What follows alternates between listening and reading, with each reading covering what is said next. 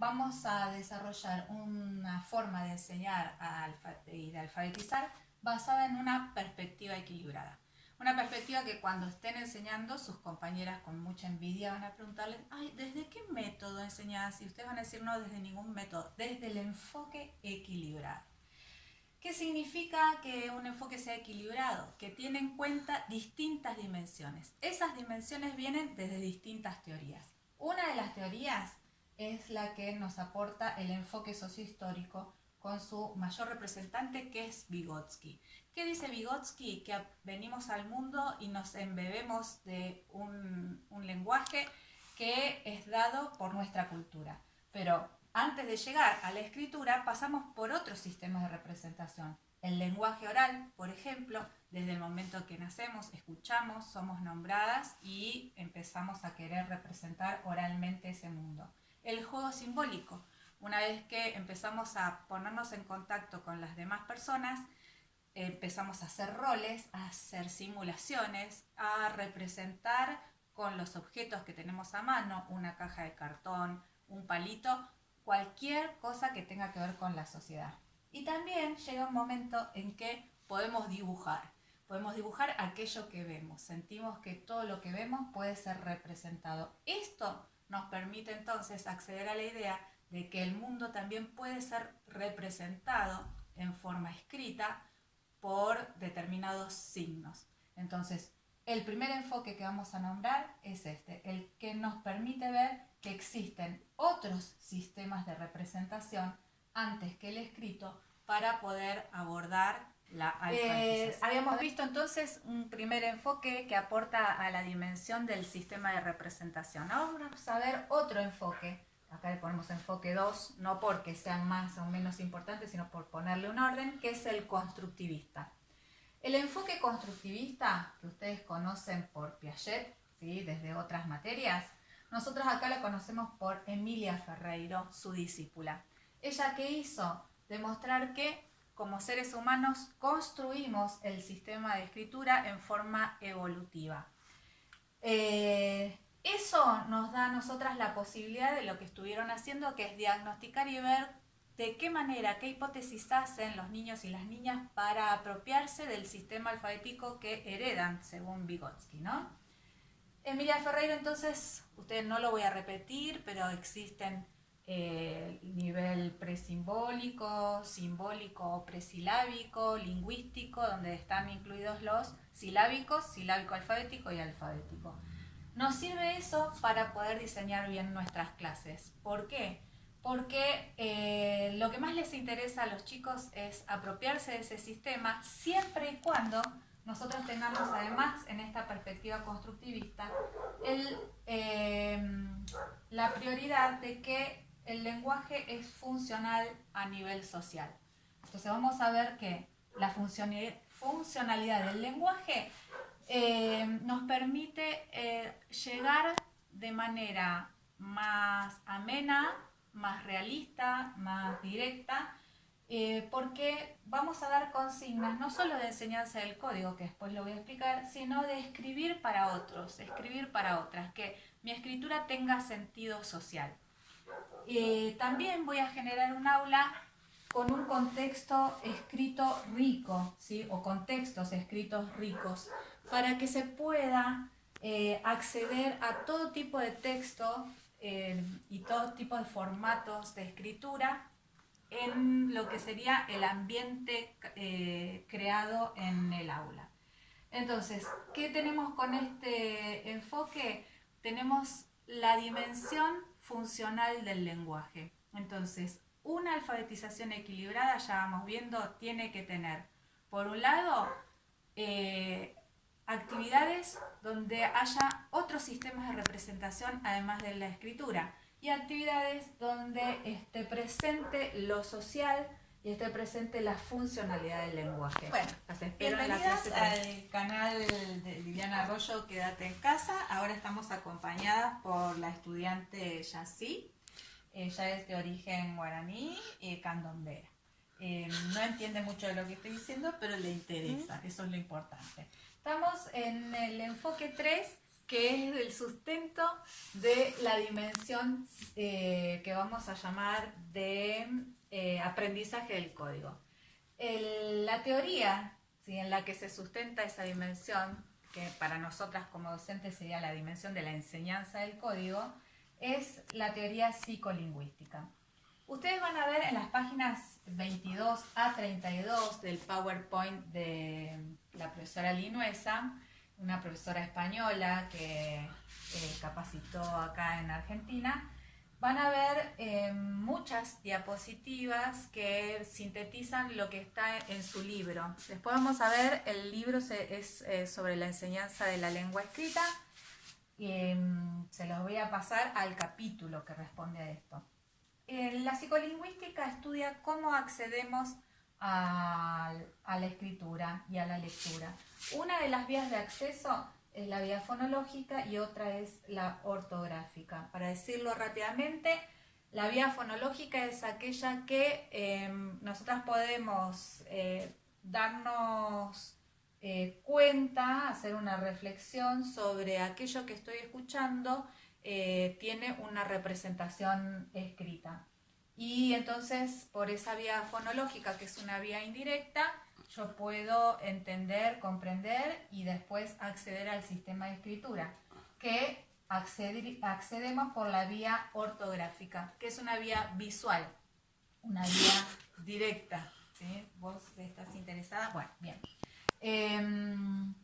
La vía ortográfica es aquella que me permite mirar la escritura, hacer la correspondencia con el sonido y hacer una especie de traducción, ¿no? Ese sonido, esa letra tiene una representación sonora tal, ¿sí?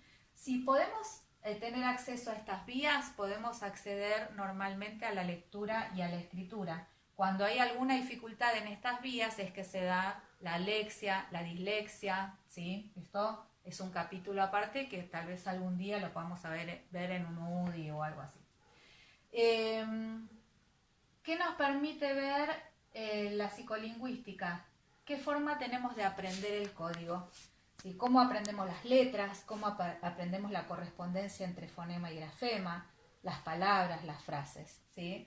A nosotras como docentes, ¿qué nos interesa? ¿Cómo enseñamos el código? ¿Sí? ¿Cómo enseñamos esas letras? Y lo vamos a enseñar generando reflexiones metalingüísticas, ¿sí? Haciendo que las conciencias lingüísticas se vayan desarrollando. Por ejemplo, la conciencia fonológica y la conciencia léxica. Con respecto a la conciencia fonológica hay un apartado bastante grande, ¿sí?, dentro de los aportes de Linuesa, y hay muchísimos autores y autoras. ¿Qué nos dice para este nivel inicial de la lectoescritura, de la alfabetización? Que si no desarrollamos la conciencia fonológica, difícilmente podamos aprender el sistema de escritura.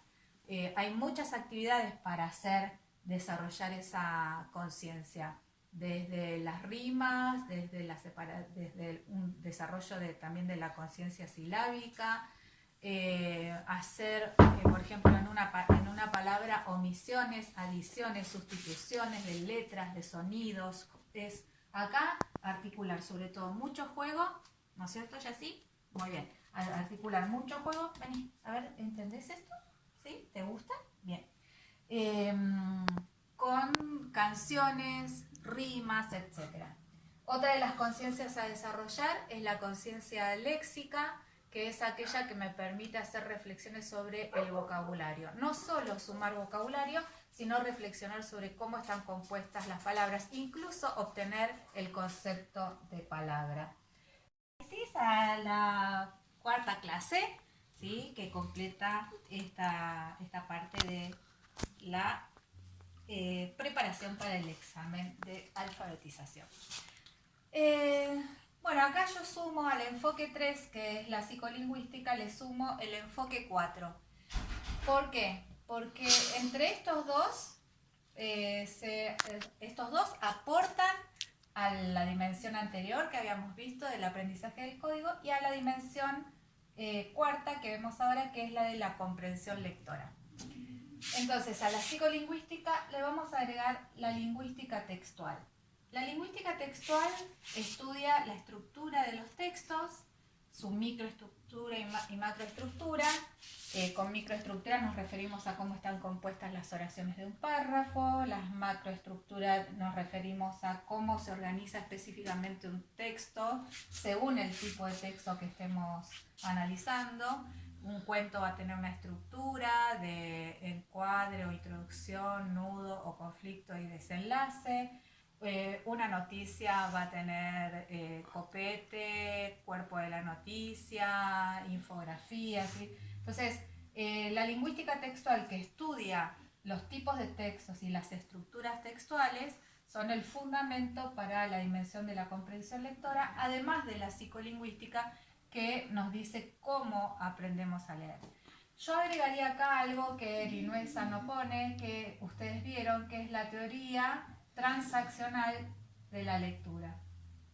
¿Sí? ¿Se acuerdan que esta teoría transaccional de la lectura nos da una idea de cuál es la relación entre lector y texto? Que esa relación es de transacción. Un lector activa los sentidos que ofrece un texto y no un único sentido que habría, por ejemplo, querido el autor que se interpretara. Así que sumando todo eso, nosotras arribamos a la dimensión de la comprensión lectora. ¿Qué vamos a aportar para la alfabetización con esto? Vamos a tratar de activar conocimientos previos, vamos a ayudar a la interpretación, vamos a ayudar a que hipoteticen, a que hagan inferencias, a que cotejen las hipótesis y vamos a tratar de ayudar a la autorregulación de la comprensión lectora. Fíjense entonces que para que una secuencia de alfabetización sea equilibrada, lo que tiene que hacer es responder a las 4 dimensiones. O sea que tiene que contener dentro de sí una cantidad de actividades que respondan a la dimensión de los sistemas de representación, que responda a la dimensión de la funcionalidad del lenguaje, tiene que tener actividades que respondan a la dimensión del aprendizaje del código y a la dimensión de la comprensión lectora.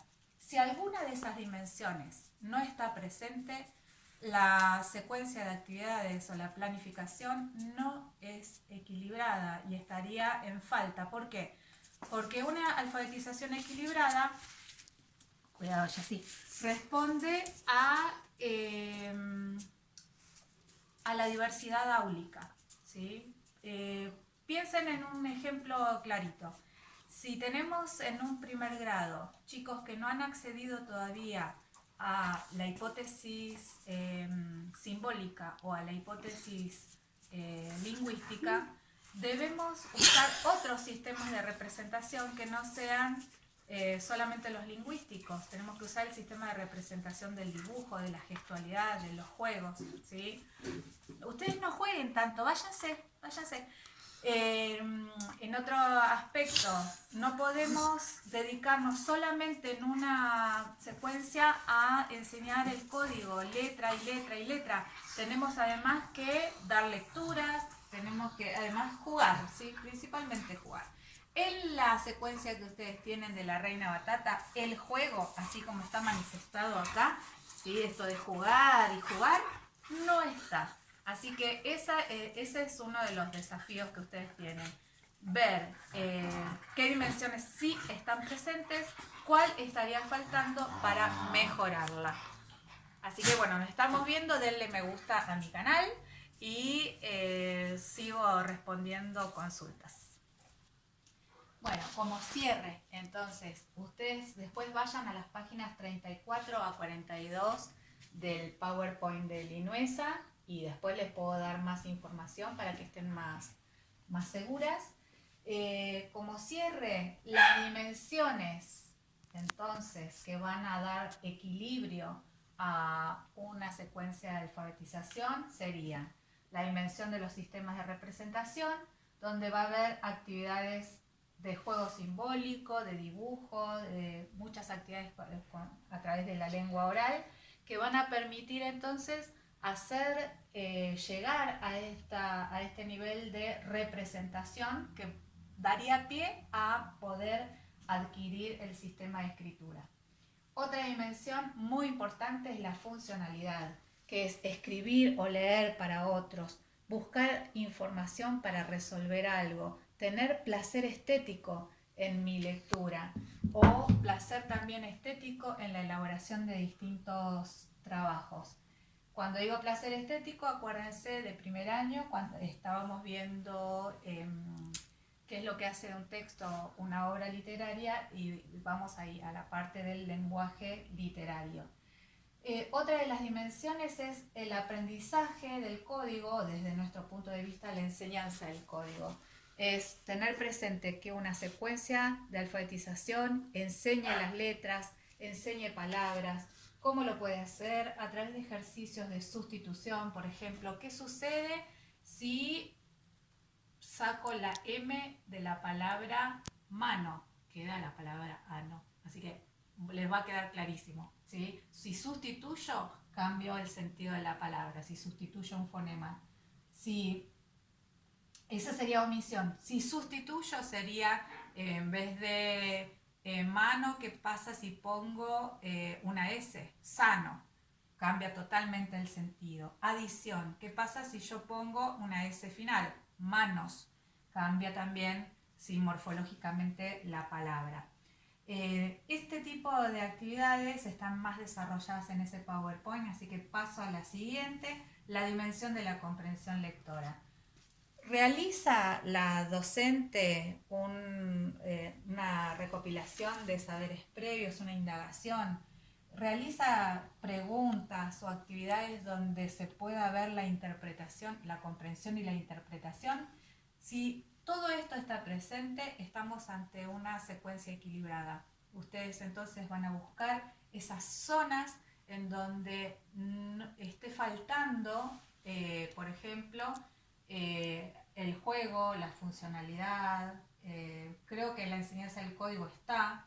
Habría que ver si es gradual, que es otra de las características de la alfabetización equilibrada, que sea gradual en relación a los niveles de alfabetización, y si hay trabajo con la comprensión lectora. Donde ustedes vean una carencia, ahí es donde entran a diseñar algunas actividades que en eso consiste. Yo creo que nos hacía falta esta clase para poder entonces ver que esa consigna es una consigna extensa en su redacción, pero que solamente está pidiendo que analicemos, que veamos si es una secuencia equilibrada, que casi lo es, pero están faltando algunas de estas dimensiones y ahí ustedes van a intervenir.